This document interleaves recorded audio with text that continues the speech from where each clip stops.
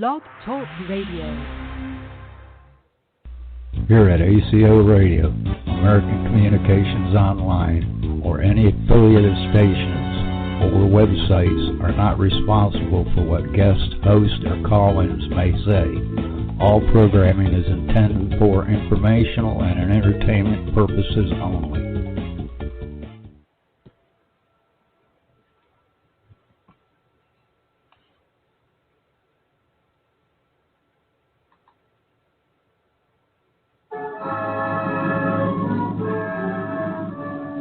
Ladies and gentlemen, the director of the Mercury Theater and star of these broadcasts, Orson Welles. We know now that in the early years of the 20th century, this world was being watched closely by intelligences greater than man, yet as mortal as his own. We know now that as human beings busied themselves about their various concerns, they were scrutinized and studied, perhaps almost as narrowly as a man with a microscope might scrutinize the transient creatures that swarm and multiply in a drop of water. With infinite complacence, people went to and fro the earth about their little affairs, serene in the assurance of their dominion over this small, spinning fragment of solar driftwood, which by chance or design, man has inherited out of the dark mystery of time and space. Yet across an immense ethereal gulf, minds that are to our minds as ours are to the beasts in the jungle, intellect vast, cool, and unsympathetic, regarded this earth with envious eyes and slowly and surely drew their plans against us. In the 39th year of the 20th century came the Great Disillusionment. Near the end of October, business was better. The war scare was over. More men were back at work. Sales were picking up. On this particular evening, October 30th, the Crosley service estimated that 32 million people were listening in on radio. 24 hours, not much change in temperature. A slight atmospheric disturbance of undetermined origin is reported over Nova Scotia, causing a low-pressure area to move down rather rapidly over the northeastern states, bringing a forecast of rain accompanied by winds of light gale force. Maximum temperature 66, minimum 48. This weather report comes to you from the Government Weather Bureau.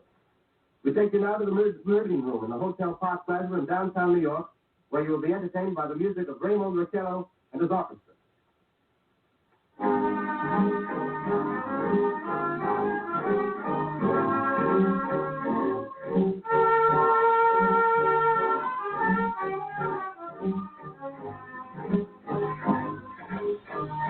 Good evening, ladies and gentlemen. From the Meridian Room in the Park Plaza Hotel in New York City, we bring you the music of Raymond Riccello and his orchestra. The touch of the Spanish, Raymond Riccello leads off with La Capacita.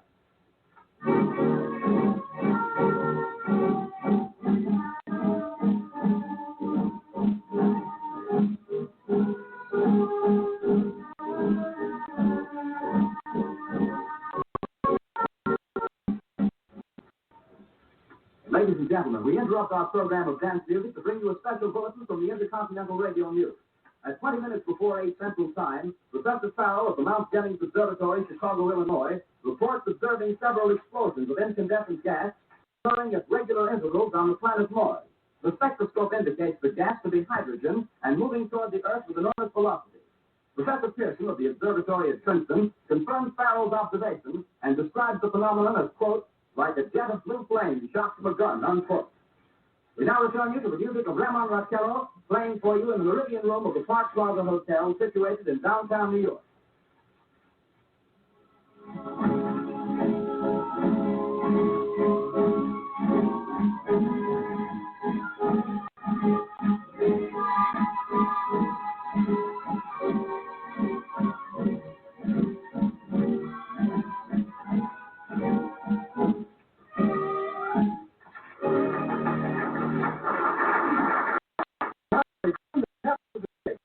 Popular Stardust, Raymond Riccello and his orchestra.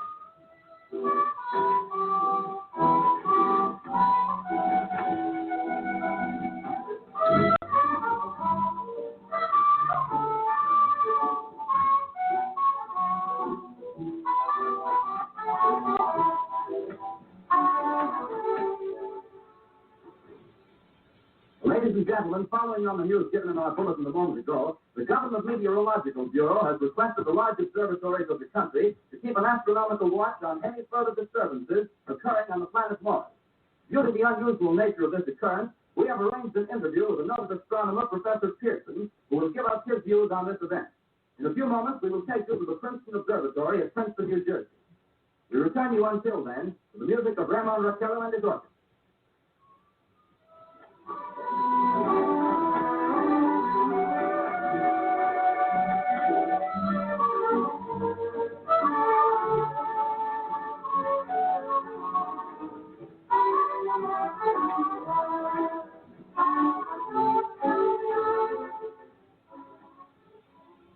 We are ready now to take you to the Princeton Observatory at Princeton, where Carl Phillips, our commentator, will interview Professor Richard Pearson, famous. We take you now to Princeton, New Jersey.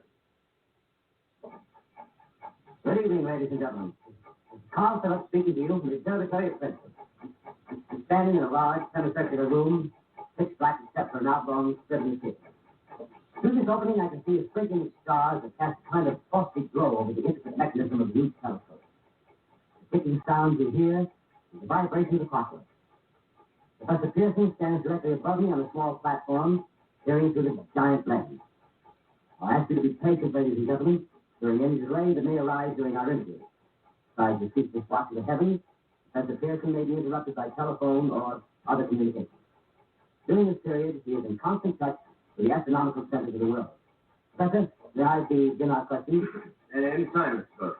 Professor, would you please tell our radio audience exactly what you see as you observe the planet Mars through your telescope? Nothing unusual at the moment, Mr. Cook. A red disk swimming in a blue sea. Transverse stripes across the disk.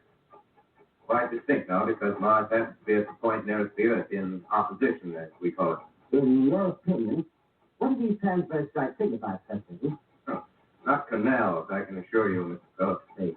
Although that's the popular conjecture of those who imagine Mars to be inhabited. From a scientific viewpoint, the stripes are merely the result of atmospheric conditions peculiar to the planet. Then you're quite convinced, as a scientist, that living intelligence as we know it does not exist on Mars? I'd say the chances against it are 1,000 to 1. And yet, how do you account for these gas eruptions occurring on the surface of the planet at regular intervals? First, I cannot account for it. By the way, Professor, for the benefit of our listeners, how far is Mars from the Earth? Approximately 40 million miles. Well, that seems a safe enough distance.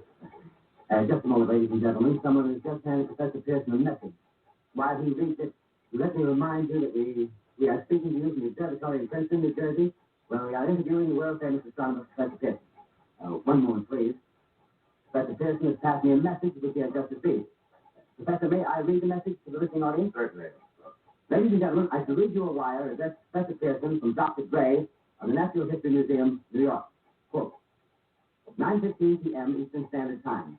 Seismograph registered shock of almost earthquake intensity occurring within a radius of 20 miles of Princeton. Please investigate. Signed Lloyd Gray, Chief of Astronomical Division. Unquote.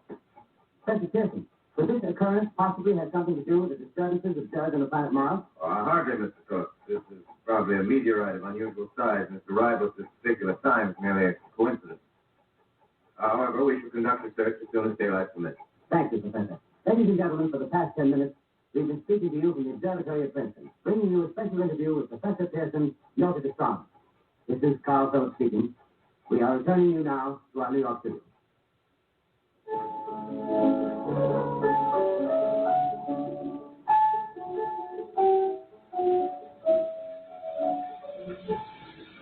Ladies and gentlemen, here is the latest bulletin from the Intercontinental Radio News. Toronto, Canada. Professor Morris of Macmillan University reports observing a total of 3 explosions on the planet Mars between the hours of 7:45 p.m. and 9:20 p.m. Eastern Standard Time. This confirms earlier reports received from American observatories. Now, nearer home, comes a special bulletin from Trenton, New Jersey. It is reported that at 8:50 p.m., a huge flaming object, believed to be a meteorite, fell on a farm in the neighborhood of Grover's Mill, New Jersey, 22 miles from Trenton. The flash in the sky was visible within a radius of several hundred miles, and the noise of the impact was heard as far north as Elizabeth. We have dispatched a special mobile unit to the scene, and we'll have our commentator, Carl Phillips, give you a word picture of the scene as soon as he can reach there from Princeton. In the meantime, we take you to the Hotel Martinet in Brooklyn, where Bobby Millett and his orchestra are offering a program of dance music.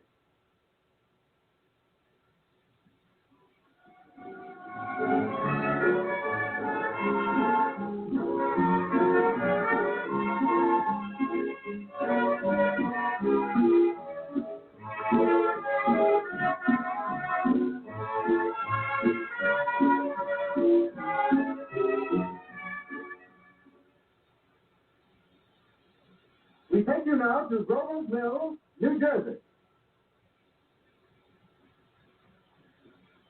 Ladies and gentlemen, this is Carl Phillips again, out at the Wilmot Farm, Grover's Mill, New Jersey. Such a distance, and myself made the 11 miles in section in 10 minutes. Well, I hardly know where to begin. Thankfully, your word picture the same scene before my eyes, but nothing out of the modern Arabian Nights. I just got here. I haven't had a chance to look around yet. That's it. That's the thing directly in front of me. Half buried in a vast pit. Must have struck with terrific force. The ground is covered with splinters of the tree. It must have struck on its way down. But I can see that the object itself doesn't look very much like a meteor. At least not the meteors I've seen. It looks more like a huge cylinder. Has a diameter of, what would you say, Professor Pearson? What would you say, what's the diameter of this? About 30 yards. About 30 yards. The metal on the sheet is, well, I've never seen anything like it. The color is sort of yellowish white. It's curious. Spectators now are pressing close to the object in spite of the efforts of the police to keep them back. Getting in front of my line of sight. Would you mind standing one side, please? While we're pushing the crowd back. Here's Mr. Wilmot, owner of the pond here. He may have some interesting facts to add. Mr. Wilmot, would you please tell the radio audience as much as you remember of this rather unusual visitor that stopped in your backyard? A step closer, please. Ladies and gentlemen, this is Mr. Wilmot. Live assisting to the radio. Close and louder, please. Pardon? Louder, please, folks. Yes. I the fellow was talking about Mars, so I was half chosen. Yes, Mr. Wilmot, and then what happened? Well, as I was saying, I was listening to the radio, kind of halfway. Yes, Mr. Wilmot, and then you saw something. Not first off, I heard something. And what did you hear? A hissing sound like this. It's kind of like a 4th of July rocket. Yes, then what? I turned my head out the window and would have sworn I was asleep and dreaming. Yes? I seen a kind of greenish streak and then jingle. Something smacked the ground. Knocked me clear out of my chair. Well, were you frightened, Mr. Wilmot? Well, I ain't quite sure. I reckon I was kind of riled. Well, thank you, Mr. Wilmot. Thank you very much. No, that's quite all right. That's plenty. Ladies and gentlemen, you've just heard Mr. Wilmot, owner of the farm where this thing has fallen. I wish I'd convey the atmosphere, the background of this fantastic scene. Hundreds of cars have parked in a field. In fact, the police have signed a rope off the roadway leading into the farm, but it's no use. They're breaking right through. Cars' headlights throw an enormous spotlight on the pit where the object has buried. Some of the more daring stories now are against the metal scene. One man wants to touch the thing. He's having an argument with the policeman. Now, the policeman wins. Now, ladies and gentlemen, there's something I haven't mentioned in all this excitement, but it's becoming more distinct. Perhaps you've caught it already on your radio. Listen, please. Do you hear it? The curious humming sound that seems to come from inside the object. I'll move the microphone nearer. Here. Now, we're not more than 25 feet away. Can you hear it now? Professor Pearson? Yes? Can you tell us the meaning of that scraping noise inside the thing? Possibly the unequal cooling of its surface. I see. Do you still think it's a meteor, Professor? What do you think? The metal casing is definitely extraterrestrial. Not found on this Earth. Friction with the Earth's atmosphere usually tears holes in a meteorite. This thing is smooth. You can see it's literally. Something's happening. Ladies and gentlemen, it's terrific. This end of the thing is beginning to take off. It's beginning to take like a screw, and the thing must be hollow.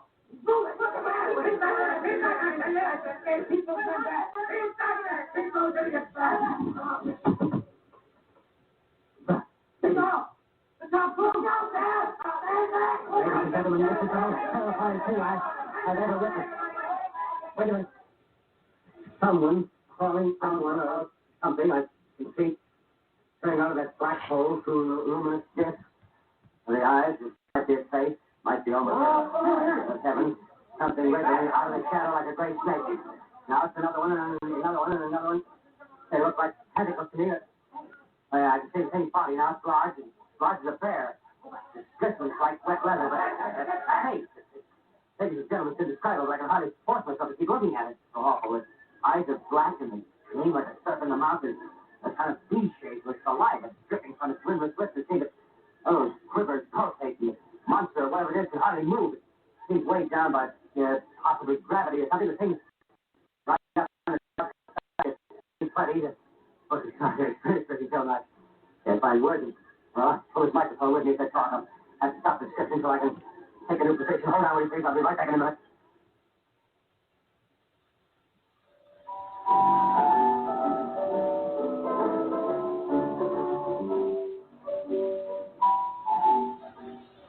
We are bringing you an eyewitness account of what's happening on the Wilderness Farm, Groversville, New Jersey.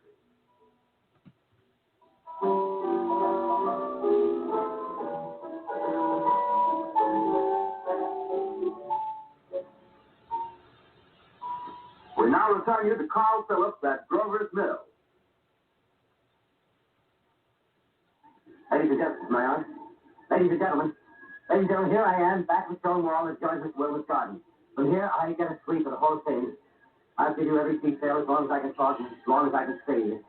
More state police have arrived. They're drawing up a cordon in front of the pit. About 30 of them. No need to push the crowd back now. They're willing to keep their distance. The captain conferring with someone. Can't quite see who. Oh, yes, I believe it's Professor Pearson. Yes, it is. Now they've parted, and the professor moves around one side, studying the object while the captain and two policemen advance with something in their hands. I think now it's a white handkerchief tied to a pole. Flag of truce. Those creatures know what that means, what anything means. There's something happening. Some shape is rising out of the pit. And they make out a small beam of light against the mirror. But that is a jet of flame spraying from the mirror that leads quite a few advancing men. He struck them head on. Oh, they're turning into flames. Gas, automobiles spreading everywhere. Coming this way now, about 20 yards to my right.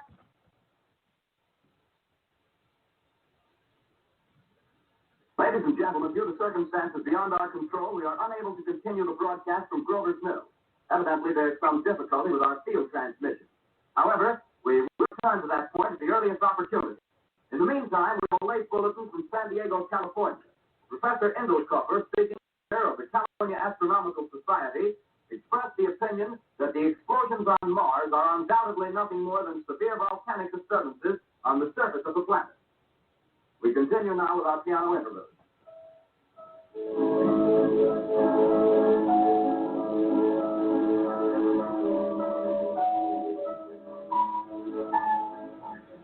Ladies and gentlemen, I've just been handed a message that came in from Grover's Mill by telephone. Just one moment, please. At least 40 people, including 6 state troopers, lie dead in a field east of the village of Grover's Mill. Their bodies burned and distorted beyond all possible recognition.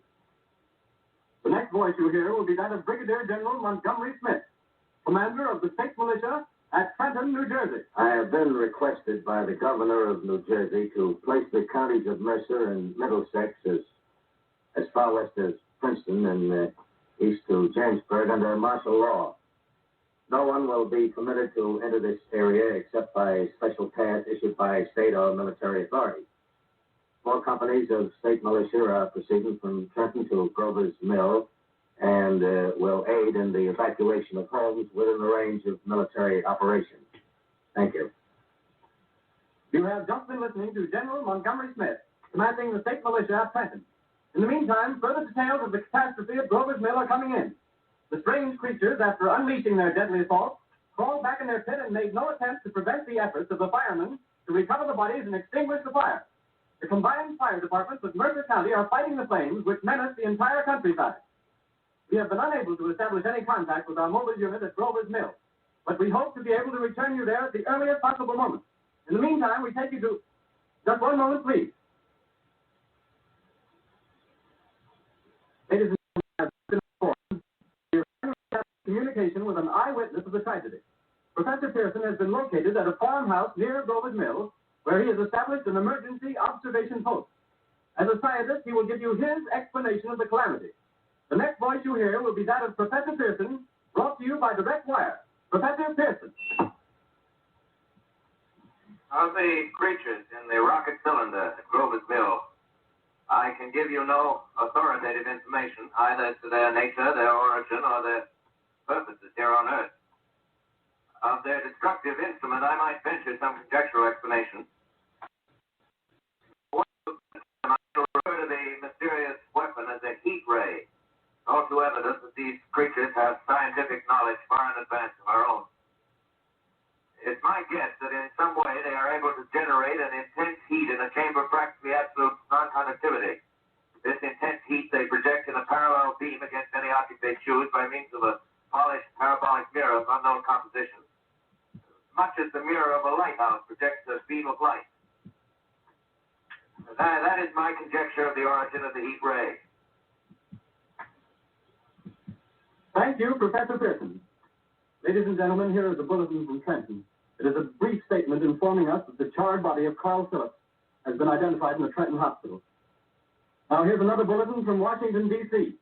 The Office of the Director of the National Red Cross reports 10 units of Red Cross emergency workers have been assigned to the headquarters of the state militia, stationed outside of Grover's Mill, New Jersey. Here's a bulletin from State Police, Princeton Junction. The fires at Grover's Mill and vicinity are now under control. Scouts report all quiet in the pit, and there is no sign of life appearing from the mouth of the cylinder. Now, ladies and gentlemen, we have a special statement from Mr. Harry McDonald, Vice President in charge of operations. We have received a request from the state militia of Trenton to place at their disposal our entire broadcasting facility. In view of the gravity of the situation, and believing that radio has a responsibility to serve in the public interest at all times, we are turning over our facilities to the state militia of Trenton. We take you now to the field headquarters of the state militia near Grover's Mill, New Jersey. This is Captain Lansing of the Signal Corps, attached to the state militia, now engaged in military operations in the vicinity of Grover's Mill. Situation arising from the reported presence of certain individuals of unidentified nature is now under complete control. The cylindrical object which lies in a pit directly below our position, surrounded on all sides by 8 battalions of infantry. Without heavy field pieces, but adequately armed with rifles and machine guns. The cause ever existed is now entirely unjustified. Things, whatever they are, do not even venture to poke their heads above the pit. I can see their hiding place plainly in the glare of the searchlight here. With all their reported resources, these creatures can scarcely stand up against heavy machine gun fire. Anyway, it's an interesting outing for the troops. I can make out their khaki uniforms crossing back and forth in front of the light. Looks almost like a real war. There appears to be some slight smoke in the woods bordering the Millstone River, probably fire started by campers. Well, we ought to see some action soon. One of the companies is deploying on the left flank. A quick thrust and it'll all be over. Now, wait a minute, I see something on top of the cylinder. No, it's nothing but a shadow. Now the troops are on the edge of the Wilmot Farm. 7,000 armed men closing in on an old metal tube. A tub, rather. Well, wait, that wasn't a shadow. It's something moving. Solid metal, kind of a shield-like affair rising up out of the cylinder. Going higher and higher. But it's standing on legs, actually rearing up. And the searchlights are on it. Hold on.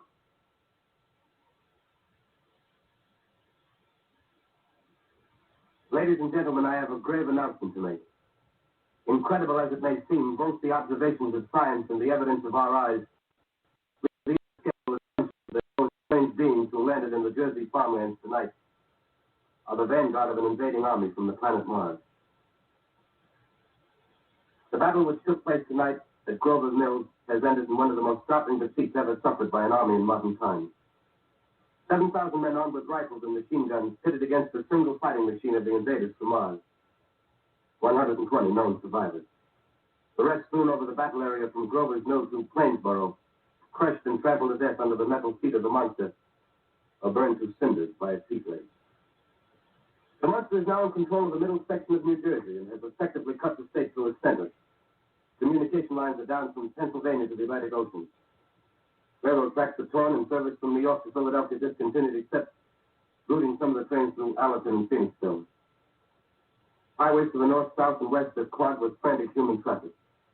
Police and army reserves are unable to control the mad flight. I'm morning, the fugitives will have swarmed Philadelphia, Camden, and Trenton. It is estimated to twice their normal population. Throughout New Jersey and eastern Pennsylvania. At this time, we take you to Washington for a special broadcast on the national emergency. The Secretary of the Interior.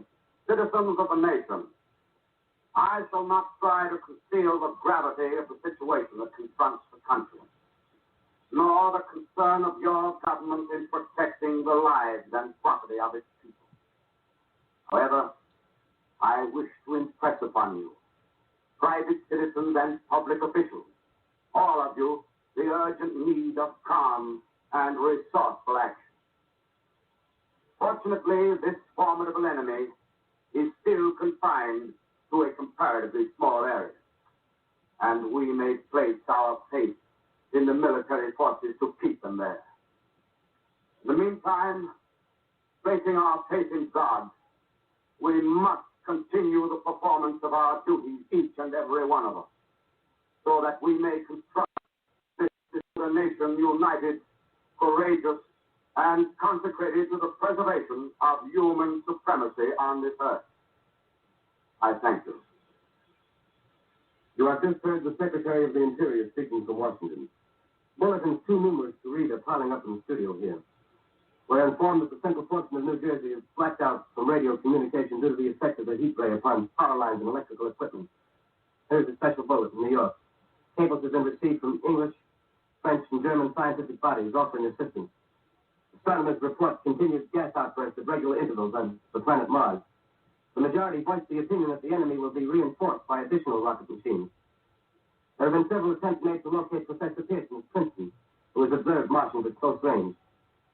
It is feared he was lost in the recent battle. Field, Virginia. Scouting planes report 3 Martian machines visible above treetops, moving north toward Somerville with population fleeing ahead of them. The heat ray is not in use, although advancing at express train speed.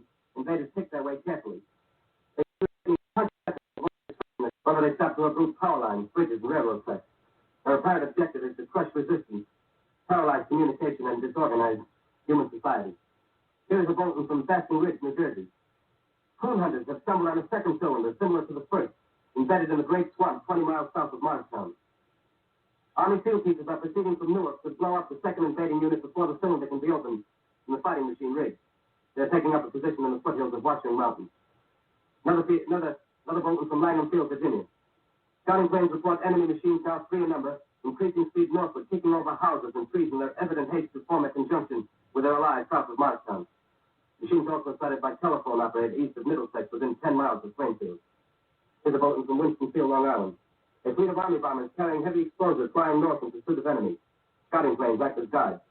They keep the speeding enemy in sight. Just a moment, please, ladies and gentlemen. We've run special wires to the artillery line and adjacent villages to give you direct reports from the zone of the advancing enemy. First, we take you to the battery of the 22nd Field Artillery, located in the Washington Mountains. Range 32 meters.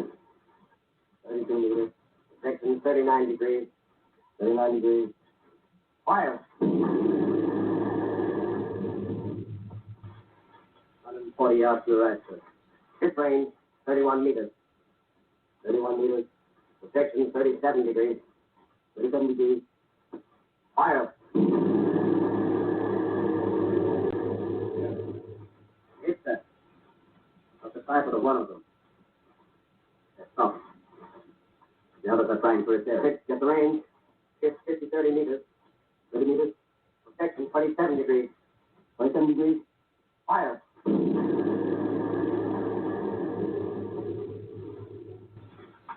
Can't see the tail end, sir. Letting off the smoke. What is it? Like smoke, sir. Moving this way. Fast. Put on gas mask. Get ready to fire. Hit to 24 meters. 24 meters. Protection 24 degrees. 24 degrees. Fire.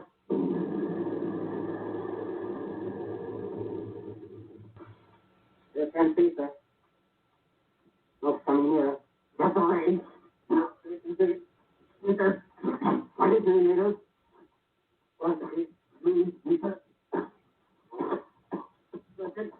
22, 22, 23.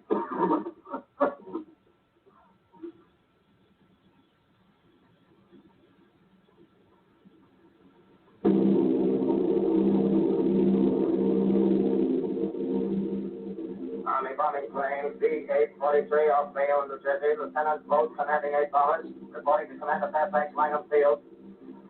This is Boat reporting to Commander Fairfax, Langham Field. Enemy tripod machines now in sight. Reinforced by 3 machines from the Morristown cylinder. 6 altogether. 1 machine partially crippled. Believed hit by shell from Army gun and watch unmounted.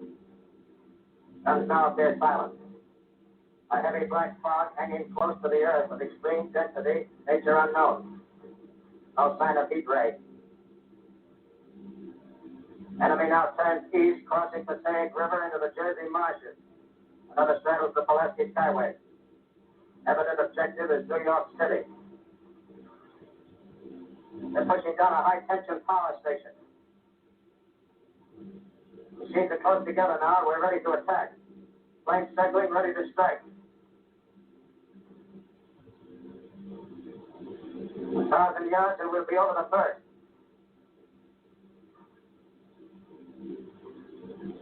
Eight 800 yards.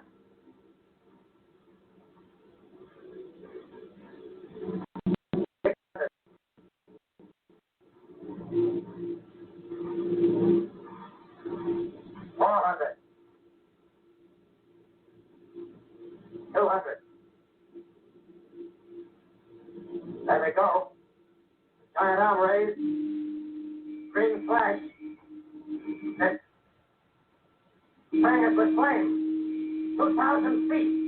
Engines are giving out. No chance to release bombs. Only one thing left. Drop on the plane and all. We're diving on the first one. Now the engine's gone. 8.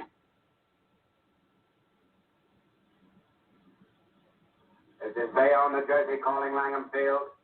This is Bayonne, New Jersey, calling Langham Field. Come in, please. Langham Field, go ahead.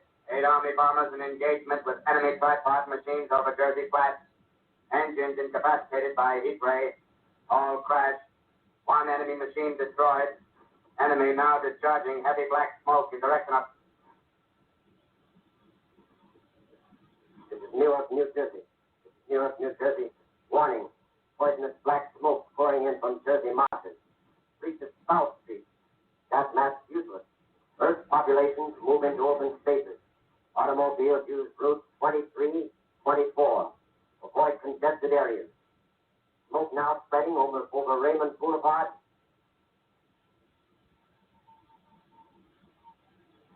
Direct to well, calling CQ. Direct to well, calling CQ. Direct to well, calling 8X3R. Come in, please. This is 8X3R coming back at 2X2L. How's reception? How's reception? Okay, please. Where are you, 8X3R? What's the matter? Where are you?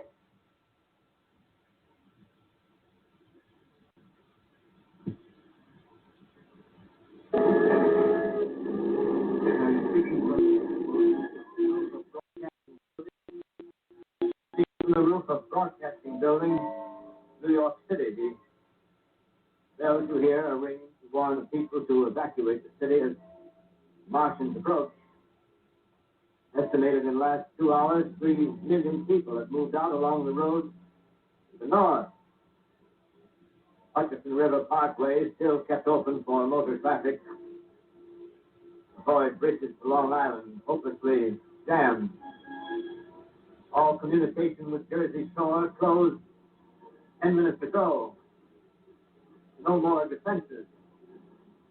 Our army is wiped out. Artillery, Air Force, everything wiped out. This may be the last broadcast. We'll stay here to the end. People are holding service here below us in the cathedral. Now I look down the harbor, all manner of boats. Docks. Streets are all jammed. Noise and crowds like New Year's Eve in the city. Wait a minute. The enemy is now in sight above the palisade. Five great machines. The first one is crossing the river. I can see it from here, waiting the Hudson like a man waiting to approach. A bulletin is handed me. Martian cylinders are falling all over the country. One outside of Buffalo, one in Chicago, St. Louis. Seem to be fine and safe. Now the first machine reaches the shore. He stands watching, looking over the city. Steel Cowley's head is even with the skyscrapers. He waits for the others. They rise like a line of new towers on the city's west side. This is the end now. Smoke comes out, black smoke drifting over the city. People in the streets see it now. They're running toward the East River, thousands of them, dropping in like rats. Now the smoke's spreading faster. It's Times Square. People are trying to run away from it, but it's no use. They're falling like flies. Now the smoke crossing 6th Avenue. 5th Avenue. 100 yards away. It's 50 feet.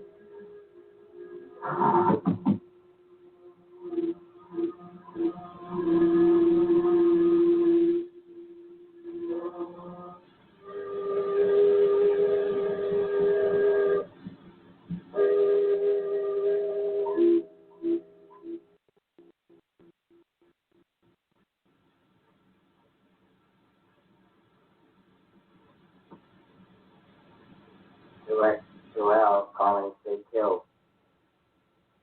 X2L calling, stay killed. X2L calling, stay killed, New York. And anyone on the air? Anyone on the air? TJ Morris ET Radio. Anyone? TJ Morris ET Radio. X2L. You are listening to a CBS presentation of Orson Welles and the Mercury Theater on the Air in an original dramatization of The War of the Worlds by H.G. Wells.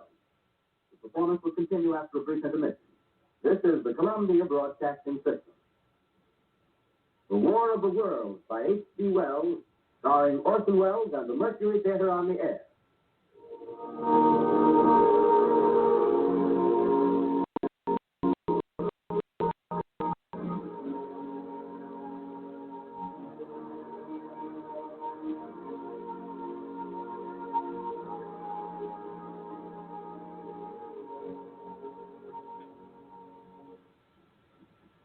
As I set down these notes on paper, I'm obsessed by the thought that I may be the last living man on Earth. I've been hiding in this empty house near Grover's Mill, a small island of daylight cut off by the black smoke from the rest of the world. All that happened before the arrival of these monstrous creatures in the world now seems part of another life. A life that has no continuity with the present. Furtive existence of the lonely derelict who pencils these words on the back of some astronomical note bearing the signature of Richard Pearson. I look down at my blackened hat and I try to connect them with a professor who lived at Princeton and who on the night of October 20th glimpsed through his telescope an orange flash of light on a distant planet. My wife, my colleagues, my students, my books, my observatory, my world. Where are they? Did they ever exist? Am I Richard Pearson? What day is it? Do days exist without calendars? Does time pass when there are no human hands left to wind the clocks? Writing down my daily life, I tell myself I shall preserve human history between the dark covers of this little book that was meant to record the movements of the stars. But to write and live, and to live on his eat. Find molded bread in the kitchen, and an orange not too spoiled to swallow. Keep watch at the window. Time to time, I catch sight of a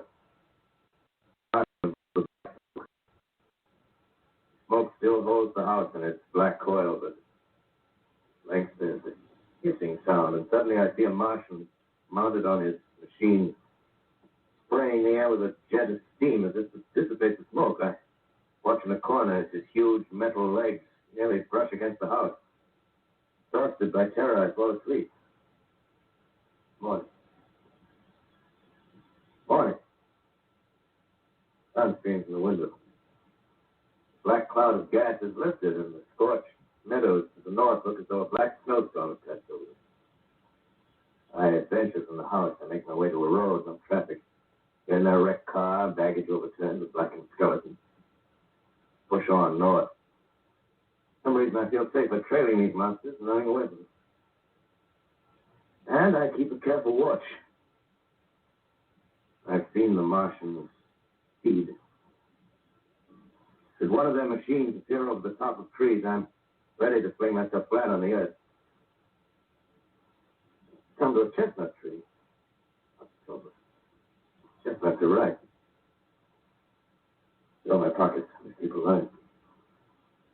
2 days I wander in a vague northerly direction through a desolate world. Finally, I notice a living creature. A small red squirrel in a beech tree. I stare at him and wonder. He stares back at me. I believe at that moment the animal and I shared the same emotion. The joy of finding another living being. Push on north. I find dead cows in a brackish field, and beyond the charred ruins of a dairy, the silo made standing guard over the wasteland like a lighthouse. Deserted by the sea. Stride the silo to Weathercock, the arrow points north. North.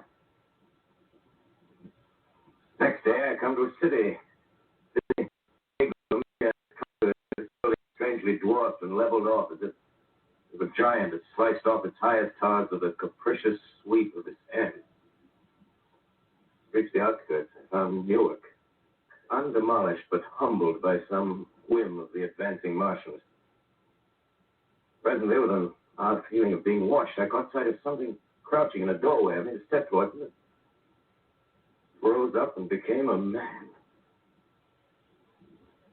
A man armed with a large knife. Stop. Where did it come from? I come from many places. A long time ago, from Princeton. Princeton, huh? That's near Grover's Mill. Yes. Grover's Mill. There's no food here. This is my country. All this end of town down the river. There's only food for one. Which way are you going? I don't know. I'm looking for people. And what was that? You hear something different? No, only a bird. A live bird. Yeah. You get to know that birds have shadows these days. Hey, we're in the open here. Let's crawl in this doorway here and talk. Have you seen any Martians? No. They're going over to New York. Night, the sky is alive with the lights. Just as if people were still living in it. By daylight, you can't see them. 5 days ago, a couple of them carried something big across the flats from the airport. I think they're learning how to fly. Fly? Yeah, fly. Well, it's all over with humanity. Stranger, it's still you and I. 2 of us left. Yeah. They got themselves in solid. They wrecked the greatest country in the world. Those green stars, they're probably falling somewhere every night. They've only lost one machine. There isn't anything to do. We're done. We're licked. Where were you? You're in a uniform. Yeah, what's left of it. I was in the militia. National Guard. That's good. There wasn't any war. Any more than there's war between man and ant. Yes, but we're eatable ants. I found that out. What do they do to it? I set it all up. Right now, we're caught as we're wanted. The Martian only has to go a few miles to get a crowd on the run. If they won't keep on doing that, they'll begin catching us systematic, like keeping the best and storing us in cages and things. They haven't begun on us yet. Begun? Not begun.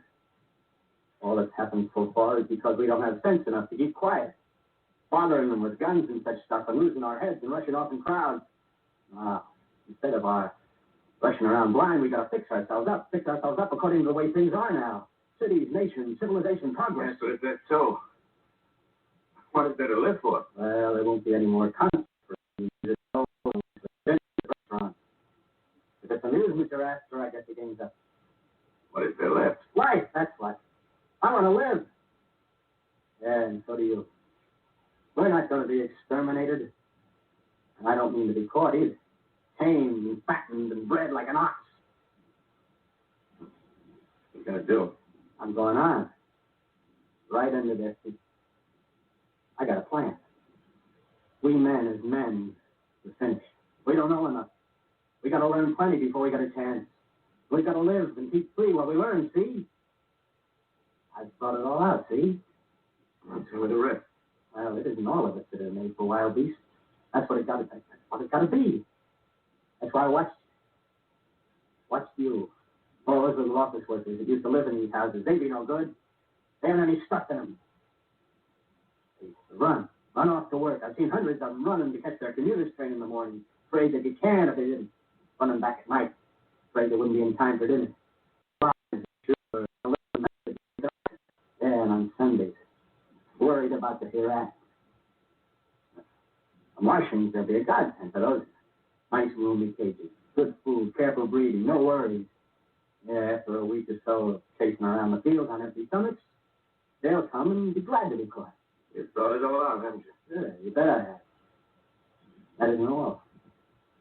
These Martians are going to make pets of them. Train them to do tricks. Who knows, get sentimental over the pet boy who grew up and had to be killed. Yeah, and some maybe, they'll train to hunt us. Possible. Yes, they will. There's men who do it flat. One of them never suggested me, by In the meantime, you and I and others like it, where are we to live when the Martians own the Earth? I got it all figured out. To live underground. I've been thinking about the sewers. Under New York, there are miles and miles of them. And then underground storerooms, railway tunnels, subways. You begin to see, huh? We got a bunch of strong men together. No weakness. That rubbish, out. As you meant me to go. All right. Give you a chance, didn't I? Won't quarrel about that. Go on. Well, you got to make safe places for us to stay in, see? Get all the books we can. Science books. That's where men like you come in, see? We raid the museums. We'll even spy on the Martians. May not be so much we have to learn before... Just imagine this. 4 or 5 of their own fighting machines suddenly start off. Heat rays right and left. Not a Martian in them. Not a Martian in them, see? But men. Men who've learned the way how. Maybe we in our time. See? Imagine having one of them lovely things with a heat ray wide and free. We turn it on Martians. We turn it on men. We bring everybody down on their knees. That's your plan. You. Me. Mark. We own the world. I see. Hey, what's the matter? Where are you going? Not to your world. Bye, stranger. Well, after parting with the artilleryman, I came at last to Holland Tunnel, entered that silent tube. Anxious to know the fate of the great city on the other side of the Hudson. Cautiously, I came out of the tunnel and made my way up Canal Street. Reached 14th Street, and there again was black powder and several bodies and an evil, ominous smell from the gratings of the cellars of some of the houses. I wandered up through the 30s and 40s, stood alone on Times Square. Caught sight of a lean dog running down 7th Avenue with a piece of dark brown meat in his jaws. A pack of starving mongrels in Made a wide circle around me, so he feared I might prove a fresh competitor. Walked up Broadway in the direction of that strange powder, that silent shop windows, displaying their mute wares to empty sidewalks. Past the Capitol Theater, silent, dark. Past the shooting gallery where a row of empty guns faced an arrested line of wooden ducks. Near Columbus Circle, I noticed models of 1939 motor cars in the showrooms facing empty streets. Over the top of the General Motors building, I watched a flock of black birds circling in the sky. Hurried on. Suddenly, I caught sight of the hood of a Martian machine, standing somewhere in Central Park, bleeding in the late afternoon sun. Insane idea. I rushed recklessly across Columbus Circle and into the park. I climbed a small hill above the pond at 60th Street, and from there I could see, standing in a silent row along the mall, 19 of those great metal titans, their cowls empty, their steel arms hanging listlessly by their sides. I looked in vain for the monsters that inhabit those machines. Suddenly, my eyes were attracted to the immense flock of black birds that hovered directly below me. They circled to the ground. And there before my eyes, stark and silent, lay the Martians with the hungry birds pecking and tearing brown shreds of flesh from their dead bodies. Later, when their bodies were examined in laboratories, it was found that they were killed by the putrefactive and disease bacteria against which their systems were unprepared. Slain, after all, man's defenses have failed by the humblest thing that God, with wisdom, put upon this earth. Before the cylinder fell, there was a general persuasion that through all the deep of space, no life existed beyond the petty surface of our minute sphere. Now we see further. Dim and wonderful is the vision I've conjured up in my mind of life spreading slowly from this little seedbed of the solar system throughout the inanimate vastnesses of sidereal space. But a remote dream, maybe. Maybe that the destruction of the Martians is only a reprieve for them and not to us. The future ordained for us. Strange it now seems to sit in my peaceful study, writing down this last chapter of the record, begun at the deserted farm of Grover's Mill. Strange to watch children playing in the streets. Strange to see young people strolling on the green where the new spring grass heals the last black scars of the blue dirt. Strange to watch the sightseers enter the museum where the disassembled parts of a Martian machine are kept on public view. Strange when I recall the time when I first saw it. Bright and clean cut, hard and silent, under the dawn of that last great day.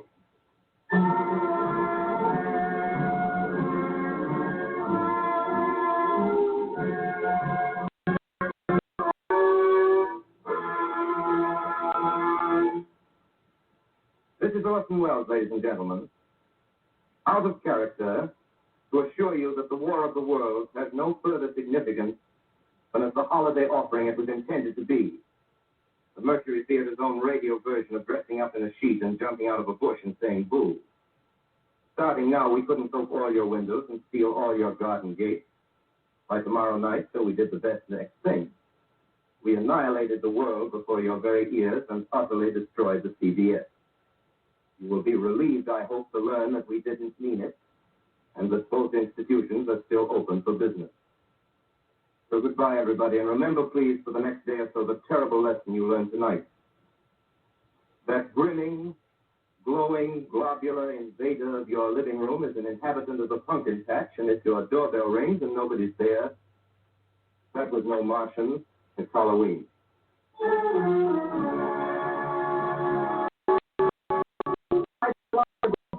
System and its affiliated stations coast to coast has brought you The War of the World by H.G. Wells, the 17th in its weekly series of dramatic broadcasts featuring Orson Welles and the Mercury Theater on the air. Next week, we present a dramatization of 3 famous short stories. This is the Columbia Broadcasting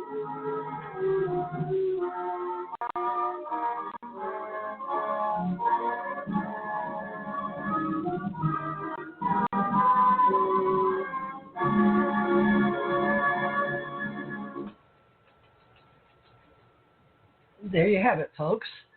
This is TJ Morris, ET Radio, and I am Teresa J. Thurmond Morris with our UFO Secret Space Talks for our UAP associates. And we share the UFO Association of our members that have worked diligently to correct anything that you may have heard on this Wells fantasy of October 30th, 1938, for presentation for the next day, which was October 31st. That's right, that was a holiday special, and that was him talking as a member of a group in New York, and it was broadcast on CBS and Columbia Broadcast System. So with the way that we are now in the world, we're on a lockdown on April 5th, 2020. I thought it would be a good time to present that. Normally my regular time is 7 p.m. and people will be looking for me to show up today, at least weekly, on our radio shows on Sunday, because I have Teresa J. Morris Ministries, which access American Communications Online, which has a department for all those veterans, Allied Command Organization, and all the veterans. We started as a way, once we retired, to keep in touch through the American Veterans Association, and I am one, and we have various groups that we meet around the world, and we were going to do this and share how we could get together annually and meet each other, which we did in Ohio County when we started in 2000. We started the Bluegrass events, and we had at the beginning in Ohio County, where Bill Monroe Foundation began, and I was a plank owner there. We had a lot of great music from around the world, and a lot of people show up every year, and we had built our own stage, and we had our equipment to record, and we had Dr. Mercer come up and work with the Ohio County Association for the county and the state. And as far as I know, Doc Mercer is still around. I don't know. It's 2020, and during this COVID-19 virus outbreak around the world, I don't know where a lot of people are on the planet. And so as God would have it, I like history and how we put it together and how we put folklore together in the Ace Folk Life, and how we're going to move forward in our entertainment and communications, and how we can all do our part. And I have this company, American Broadcast. It's American Communications Online as a broadcast company. I have ACIR Radio for American Culture International Relations, our Allied Command Internet Radio, both, as we build this, which this 2020, hindsight is better than foresight, has sort of stuck me in arrears on paying bills, but I don't know how we're going to get all this done so you can hear me weekly, but hopefully we'll have somebody sponsor us weekly starting in May, because April, I don't even know, maybe something out of my government check, because I'm an American and I'm retired from DOD, DON, driving a commercial truck and delivering for U.S. Treasury and Microsoft. And Bill Gates 5 years ago did a story on TED Talks, and it was very brief, but he did tell us what was going in the future, from being a major prophet. However you want to think about it, I'm here alone. I've only got enough food for one, maybe to last me a month if I don't count milk and eggs, because I couldn't even get any eggs here and where I am at in the Mecca of ET land. And Gulf breeze, and I moved down here to help my daughter die. She had contracted from painting with chemicals a very terrible type of cancer that can only be acquired, apparently. And now that she's gone, I moved down here after my husband died. So I've lost my spouse, my husband. Then I at first in 2011, before the 2012 episode of 12/21/12, when we thought we'd all be able to stick together and come together and be here as one on the internet and communications and stop all the war of the worlds or world wars on this planet. We thought about 12/21/12 we'd all be on the same page, at least talking to each other without both sides being paid for through Wall Street bankers and whomever else up there on the top, or the 1%ers we call them these days, are those with the most money on the planet. We used to name people like Rothschild and Rockefeller, but now they name Bill Gates and Jeff Bezos and Warren Buffett. Those types are the top richest people on the planet, but I don't think that's very accurate, because there's so many people in the world, all over in all the countries, that I wonder if we get any correct statistics. So I'm very much a believer that we should try to do our best to find out what information we can share. And I'm open source, Creative Commons, as far as how I learned. I did go to college to learn how to run a computer and type. I'm a type jockey, but I sure am going to miss that, because nowadays everybody just talks into their phones. And I was one of those opposed to it, I guess, like an old tradition person. But my baby boomers were supposed to be the most on the planet as retirees, and now we're being called back in to do service to others on the planet. So they're going to still give us our checks, but they'd like our participation from 60 to 80 and 80 to 100. We're going to have 100 to 125 and then 125 to 150, I'm told, by AI and where we're moving into the world with artificial intelligence, and how we're going to be able to keep our bodies. And I know Grandpa Morris, which was my husband's grandpa, told him I'd keep the ministry going for him. He lived to be almost 109 years old. His skin gave out. But I told him I'd keep up the ascension and this consciousness. And my husband he always believed in God, very God-fearing, American, proud to be Americans. And that song by Greenwood, Proud to be an American, where at least I know I'm free, that song just really would touch his soul, mine too, actually, and it would bring tears. And I like that a cappella group, those boys that sing it now. What are they called? Oh, who are they? I can't remember their name. That's sad. It's like American Born or American Bred, but I'll find them. Anyway, I love all music and no music, because I love my peace. But right now I can hear a plane going overhead. That's the only way I know there's anybody outside my home, since I'm on lockdown. And I can see the blue sky.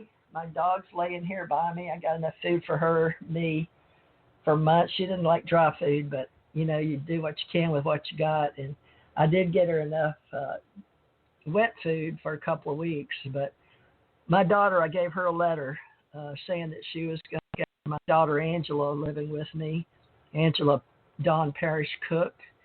And she just called me today. She was out with her beau, Dan.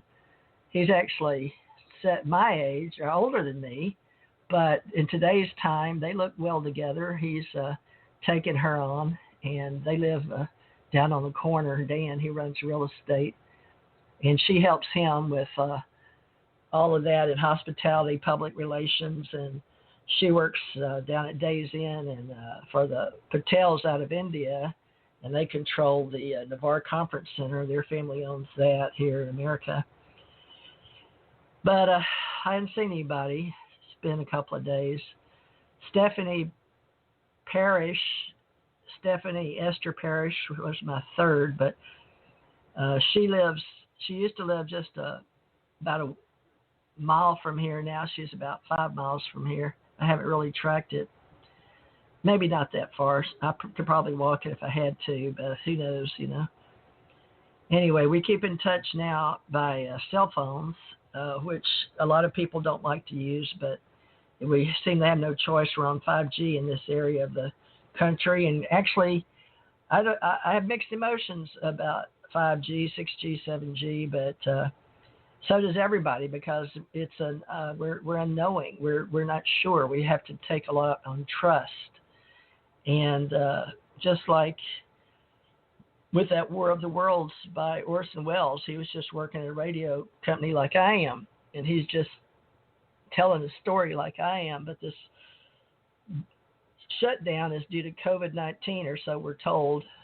People have to stay in or are asked to stay in. And it's not really martial law, or it's not a federal mandate, but President at this time on April 5th, 2020 is President Donald Trump, and he was from New York, and I don't know if he grew up there or not, but it appears that his father had a lot of construction back then, and from what I could see, at least if you take it at just face value, studying documentaries on television, I get what I get from that communication, and I grew up around KNOE, so I learned from the time I was born in Monroe, Louisiana. And Mr. James A. No, I sat on his lap a few times, and he had a family, and I went to his house for Christmas or parties, dress up in pretty party dresses and shoes, and then I'd be on Happiness Exchange with something Hill, Hill, I'll forget his first, maybe Jack Hill, I think. And then I'd go over in television and do KNOE and El Dorado, Channel 10, El Dorado, Arkansas, when I was a little girl. So to me, I could see humans, real people, on stage going into the cameras, big cameras on wheels with big, thick, black wires we had to walk over and not trip, and bundles of them.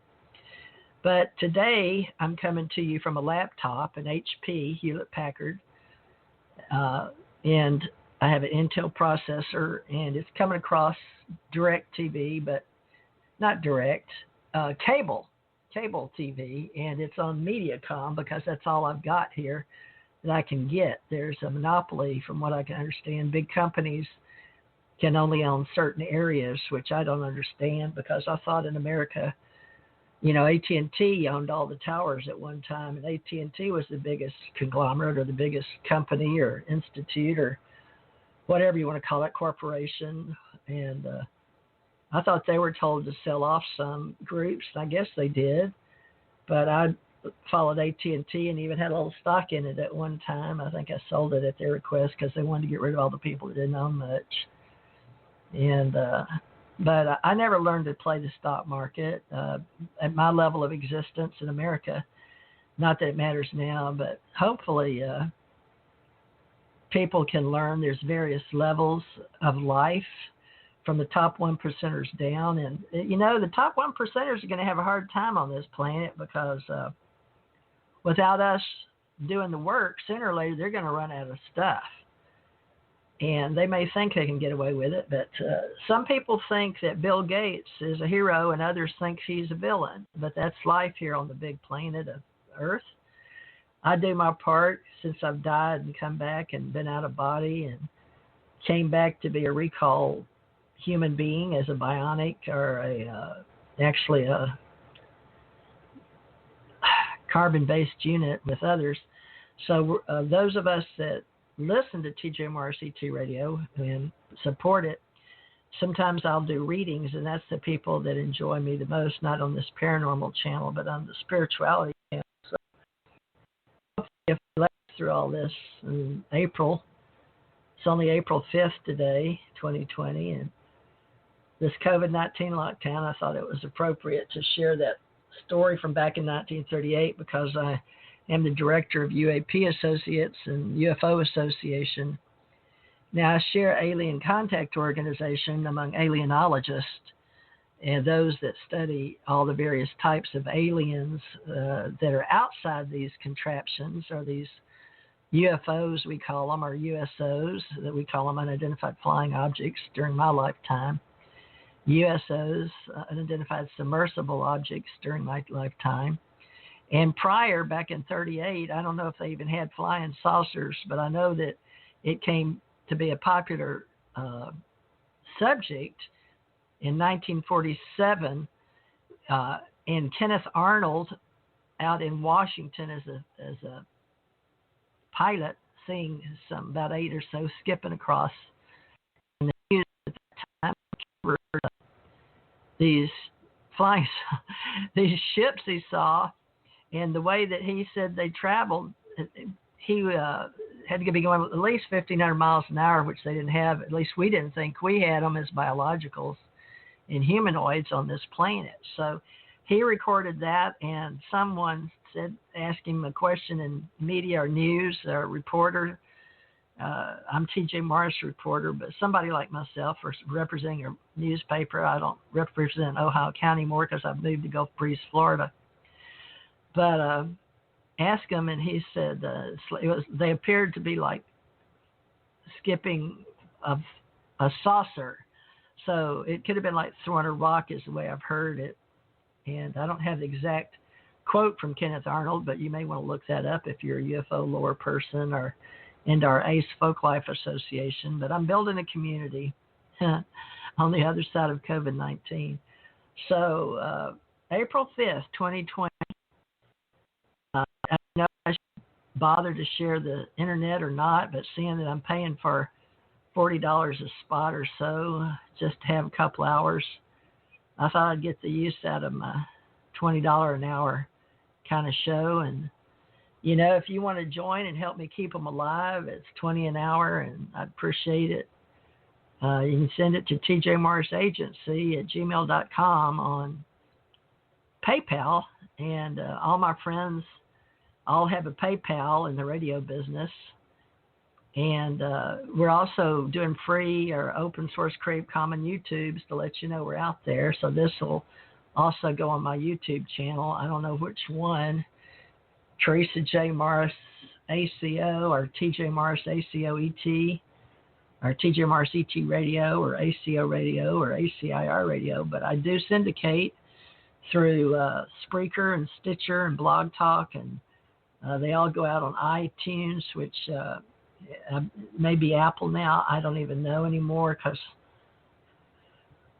it takes a lot to know what else is going on these days where you're put out there. But I know I can find it on Google Radio or Google something. So you can Google for me to find out how to get it. I don't know what I should name this. TJ Morris ET Radio shares Wells Fantasy of October 30th, 1938.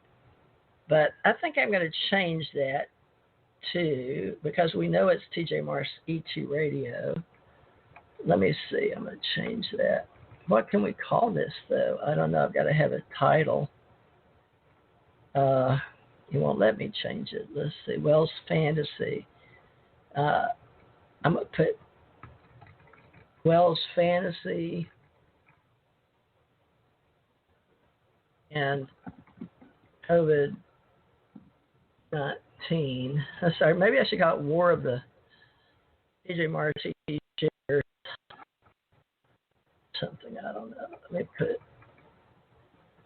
I don't know, folks. You know, I heard him say ladies and gentlemen, and that sounds real proper, and I'm sure we should do that. And I heard him talk about God, and I heard him talk about the Department of Interior. I didn't hear him mention the president, but you know, nowadays, if I want to know something, I want the president to tell me himself, because he calls a lot of these stations fake news. And I was wanting to find out what's going on in the world, so I'd turn on the TV and let me get this book. I wrote down, I skimmed through this MediaCom that's outrageously expensive. Like, I'm being told I get the best package, and it's outrageous. People can't afford this, but I had to pay about $170 a month, and to get the best package with a home phone, which is $10, internet would normally be like $29.99, but you can't get on. It's like $70 to get the channels, and I have to pay for things. But most of us that travel in middle class these days, I think I'm lower middle class because I make under $30,000. But what I saw, looking to see what the president said from different ways or different, who would really be loyal Americans and cover in the United States of America what we're going through. There was CBS, CNN, Fox, MSNBC. So 1, 2, 3, 4 were the only 4 I could flip through, and I've got up to 800 and almost 900 channels, and only 4 here from where I sit in Gulf Breeze, the mecca of ET world. We're between 8 military bases, I'm told, and this is where they picked me up, whether I was alive or not. I'm still here, so I must have been, but we don't believe in miracles anymore. We should, because things happen we can't explain, and the supernatural. There's evangelists on Sundays, and I understand that President Trump, who won't be listening to me, but he will be. Well, he may. Who knows? If I put War of the World and War of the Germs, maybe. Let's see. But you know what? Being American is very important, and being made in the USA. But we love the entire planet, and we're about global war. But global war, global get well, global wellness and war.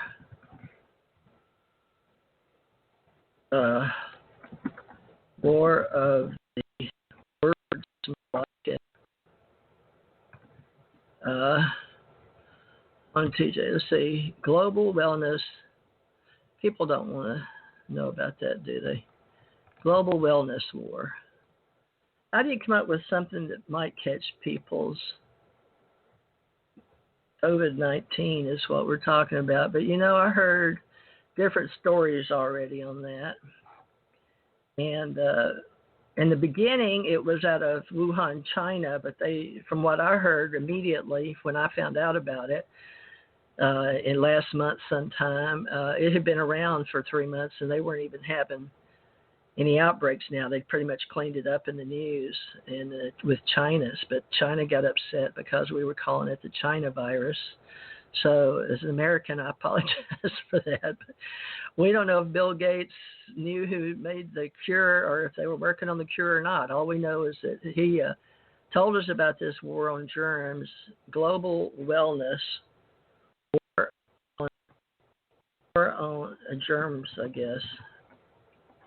War on germs, global wellness, war on germs, global.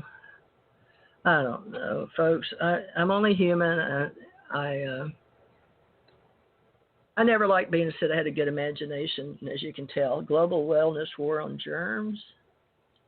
I wonder if war on humanoid, war of humanoid, war of what we call this humanoid. Humanoid germs. How's that? Let's say War of the Worlds.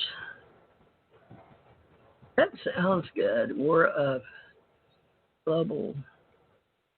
Well, no, that's not going to attract. See, the thing is, I'm not big on trying to use my imagination, as you can tell.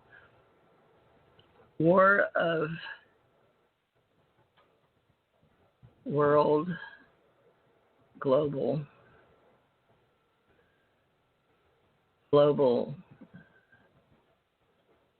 society, war of world on global. We're global citizens. War of world on global intelligence. Global citizens.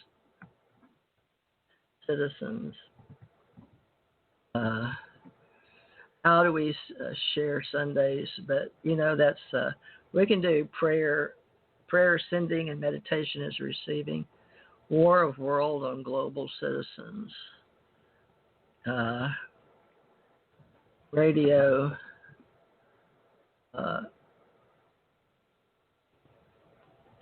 ET. What? Radio ET. ET Radio. How's that? War of Worlds. War of Worlds.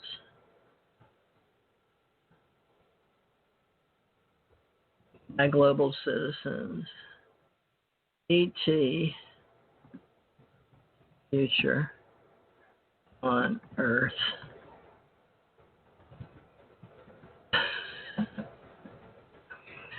Well, I don't know how good this is going to do, but we can talk about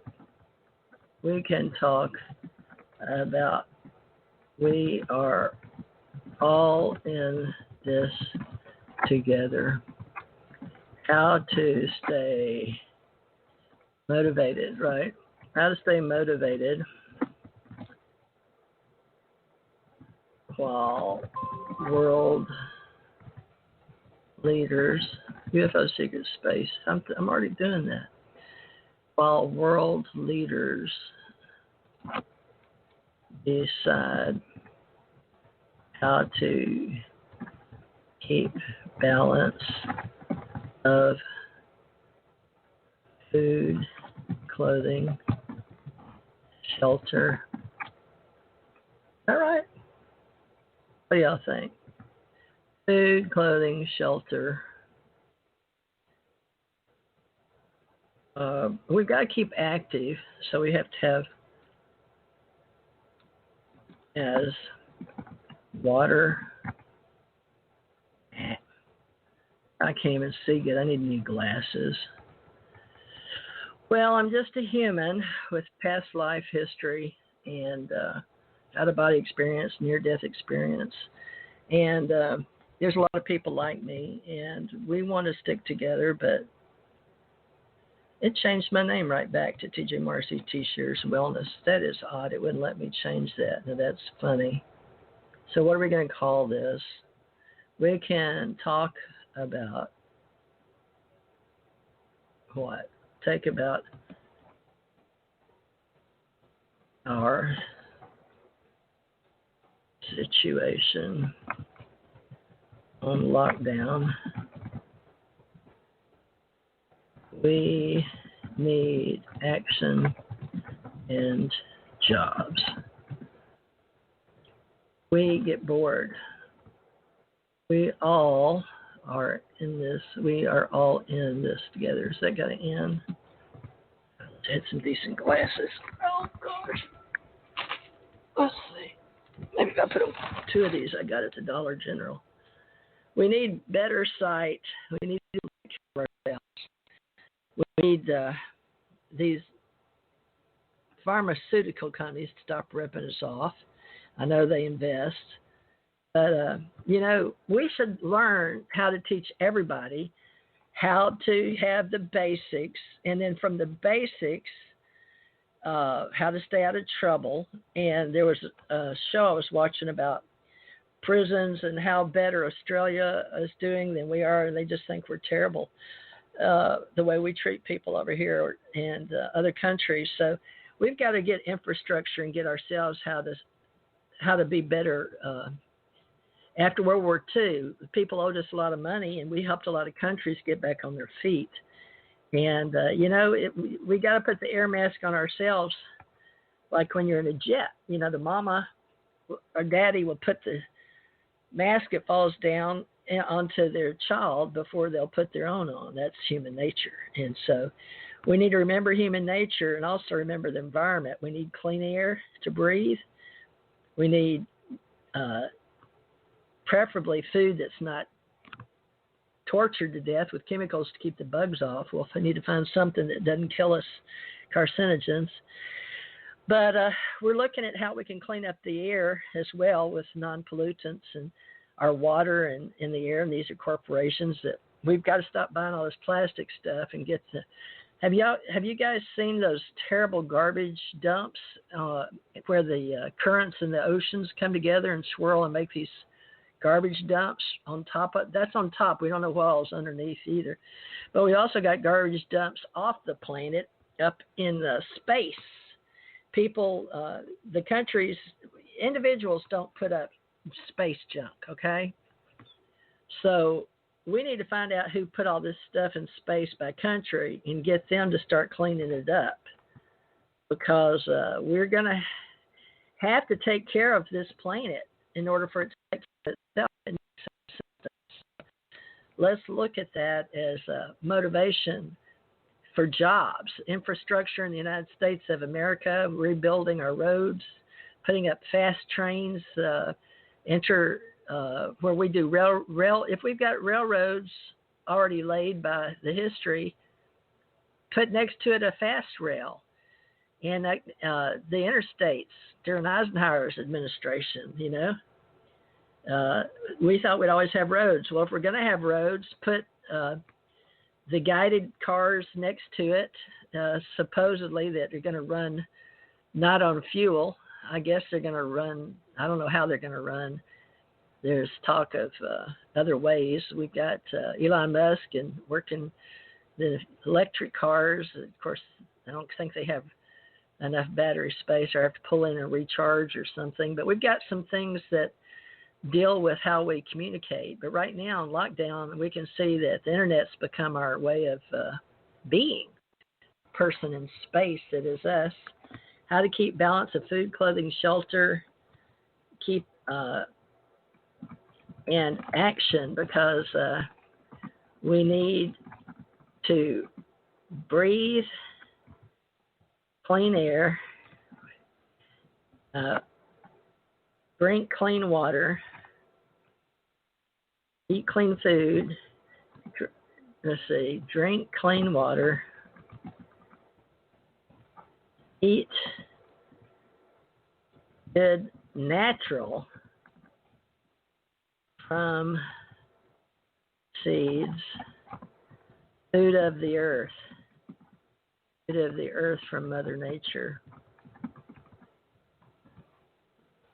Okay, we need to stay active to live. I'm going to put that in, stay active to live.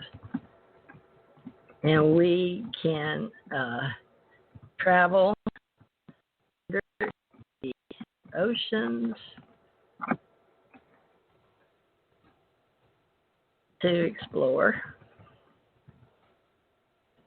We can travel in space to explore. We can learn of all that humans in the past had on planet Earth as artifacts. We can work together, folks, and have faith. Believe in God. Believe in humanity and the Creator. This is just too good for any human, anything that's just human only to perfect. And, this is a time to be together. So this is a time to come together and pray. This is a time to come together. I'm going to put that in here, okay? I don't feel very smart these days. This is a learning planet. Is a learning. I do know that because I wouldn't keep coming back here. Okay, God bless America, American soil in the USA. And then God bless the entire planet. the entire planet human race. World peace, right? God bless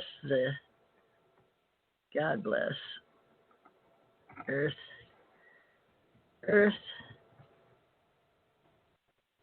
Like the universe and all living things. Okay, and I don't know much, but I'll share. But I do know I have the will to live. Okay, I'm gonna put that in here. Can you hear me typing? I do have the will to live. Let's see. To live. So check in once in a while and join my ACO club. Let's see. And let's see. Our UAP on Patreon.com. My name is Teresa, and I'm alone. I am alone. There. Let's see what happens with that. All right. It says we still got 10 minutes, but I'm going to go ahead and, yeah, that's me. Fine. TJ Morris Agency. Let's see if it let me in. Half the time I can't get into Facebook. Dang it. TJ Thurman Morris, TJ Morris Agency. Well, what does it want? I never know what password it wants. They've been changing up everywhere because update password. Okay, fine. You entered an old password. Never mind, you're just not going to get put on Facebook. Okay, let's see if Twitter will let me put on Twitter. Log in and tweet. TJ Morris Agency. No, it won't let me. Man, what are they doing to these computers all the time, you know? So I told you what I've got posted Tumblr. Let's see if Tumblr will let me sign in. What is Tumblr? I know what Tumblr is. Email. Director at UAP Associates. Next. Never mind. Okay. Well, whatever. It'll take me 10 minutes to get this out to you folks. So just look it up on Spreaker, Stitcher, Spotify, or we syndicate all over the world, and I pay extra money for that. Why is Skype on? Am I on Skype right now? Huh, no. All right. Well, folks, if I didn't get to you today, maybe next Sunday we can do some helping you guys out. But, you know, it's try to stay positive, because even for me, it's when you're alone, you can get depressed. And you need people.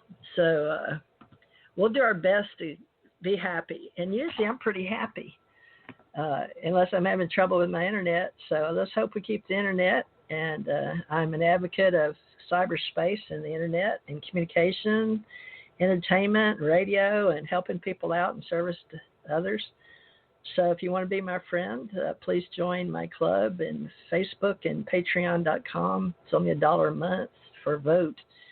And then I get to do some polls and find out what teams want to get together. And we'll be using teams in the future. And many of my people work with the Ascension team about Ascension, and others with UFOs, and others with alien and alienology, what we're creating there, cryptology. Even have some monsters and Fortean people, Charles Fort people. And I've been asked if I want to put in the Edgar Casey group here, because there isn't one down here. So let me know if you're interested in helping me in Gulf Breeze, Florida, in the Panhandle. And we'll get Edgar Casey group going down here. I think our closest is Fort Walton. Anyway, finally, in March, my daughter moved out, and Dustin moved out March 30th. So that's good for me in ways that before all this happened, it's just hard to feed yourself on what I make. So I need extra money to help other people or get their word out. So get your own word out on GoDaddy if you can. I don't know that I'm going to keep paying GoDaddy as much money as is required when you can go. Now, I've got my own company, but we switched it over to ACIR Radio, and it's for $20 a month to run the C panel so I could train Mad. But Mad got real busy having to make money and painting his house and stuff. And then if he had any free time, he was just running Revolution Radio, the one we did with Mike Ringley. But Mike's passed now, so there's no need for me to stay with that. And that team, he likes that team of people that he started with years and years ago, and that's fine. And Janet's got her little group with Aquarian Radio, and Tommy Hawksblood has his little group, ACO Club, but he says he'll stay with me no matter what. He's pretty good. Tony R. Elliott, Texas. So whoever you are out there, thank you for listening. And if you want to join my Allied Command, if you're a veteran, appreciate it. And we'll be working with people that want to work on their UFO stories or their alienology stories or crypto stories. Or I've got UAP now, Universal Association, or Universal Angels, or Universal Ascension People, or Universal Ascension Process. We've got all kind of acronyms out there. So personally, I'm in a standalone unit. I have my own computers. I have 3 laptops, 3 phones, and we use those. One's for profit, one's for nonprofit, and one's for me personally. So I have my own personal line, my office line, and my charity line, basically. So, and I'm asking other people to help me if you can, and let's get a good team going here. And we'll do some videos. So get in Patreon. That's where we're going to do videos. If you're in there, you can be with me in video when I get my act together here. But happy Easter, everybody. Palm Sunday. And then next Sunday is Easter in the year 2020. It only comes around once, folks, so enjoy it. 9/9. Today is 452020. That's a 9, and 2 is 11, and 2 is 13, and 1 3 is a 4. So that's a 4 number. And we'll keep sharing our Ascension and the Invisible College and the Awakening team of Awakening Awareness, and how the 3 A's go together. Ascension, Awakening Awareness is where we are now in this time and dispensation. We call this the Ascension Age, the Golden Age of Cosmology. And my books are available as Teresa J. Morris or T.J. Thurman Morris. Teresa J. Morris on Blog Talk Radio, and T.J. Morris Publishing on Lulu.com. And I'll try to get back to doing ebooks, self-help books, spirituality, and we have spiritual science. So read my Knowing Cosmology Ascension Age, if you will. That'll help you a lot if you're young and not sure of what's going on in the world. And I have a lot of friends out there in the radio business and author business, and we're bringing them together, and we write books and we do radio shows, and now we're going into our own YouTube broadcasting everywhere, including Vimeo. So stay in touch.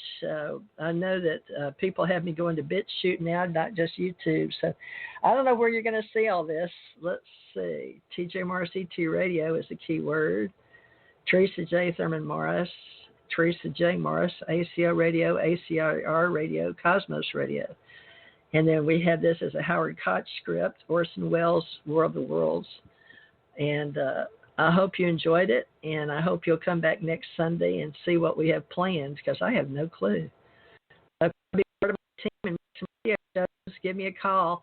Oh, Maine MUFON, I got your message. I'll be giving you a call, and we'll set up some MUFON meeting, or Maine MUFON UFO with our UAP groups.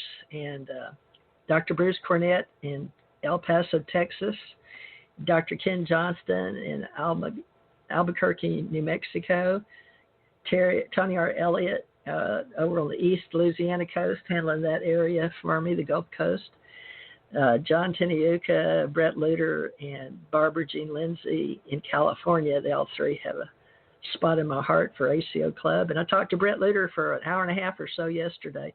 So Brett's doing all he can to get internet back up, and we'll get him a show going, and then he can syndicate under his House of Luter, I believe is the one we're going to use on his own domain. But if you don't have your own brand and domain name, I can help you. I'm a web developer, and if you guys want me to help you, we can give you a discount on prices. If I get some people, interested in me helping them keep their, where they don't have to toot their own horns, I'll help you guys out there. Keep your business and the web presence going. Okay.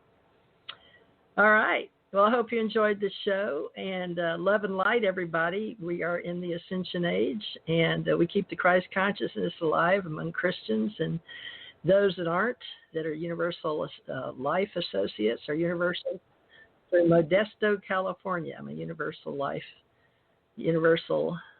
Minister out of Modesto, California. So love and light, everybody, and look for our future journals, and Ahmad has made us the Allied Command Organization. I believe it's going to be every 6 months, which is biannual. So look for it on Allied Command Organization by Thomas R. Becker on Kindle, please.